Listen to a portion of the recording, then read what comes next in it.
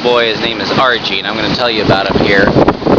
He was at the radio station. He heard me on the radio, and he came by and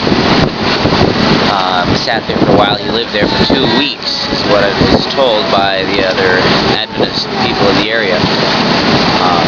Welcome to the Family Radio Show. It's a weekly radio show that I host, and it's a health program.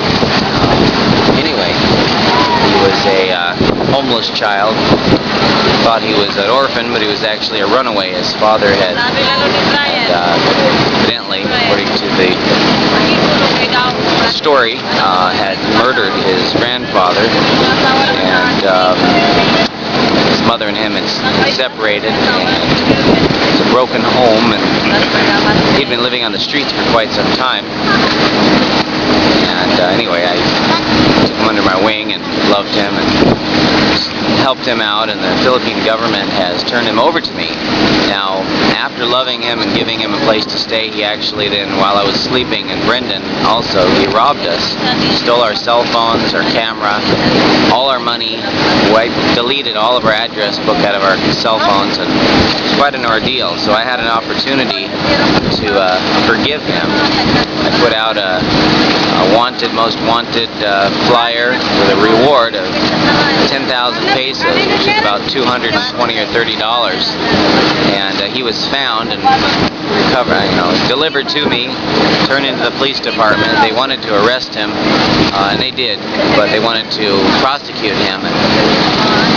I saw that would not be a good thing. There were a lot of men there in the jail that wanted him for other reasons, and so I rescued him from that. They gave him to me to put through a rehab program for theft and robbery, and it's been quite an ordeal. I've prayed with him a lot. He's cried a lot. It's been a challenge for me as well, but it's also given me an opportunity to show the people through actions, not just words, that love is unconditional, and it's not something that is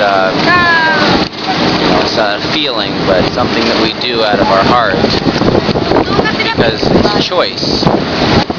It also it gives me an opportunity to realize how Jesus loves me, in spite of how we all do things to displease God, yet He's there for us always.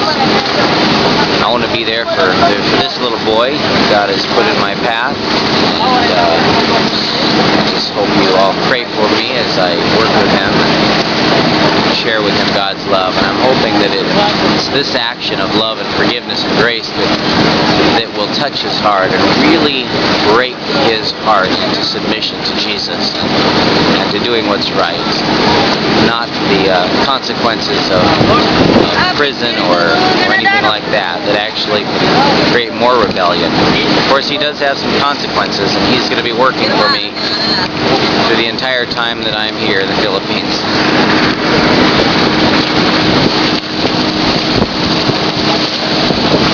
I should correct myself, not working for me. He will be helping with the daily chores, and it's part of a schooling or a learning program. He won't be getting paid, or it's not like a job. Won't be taking advantage of him.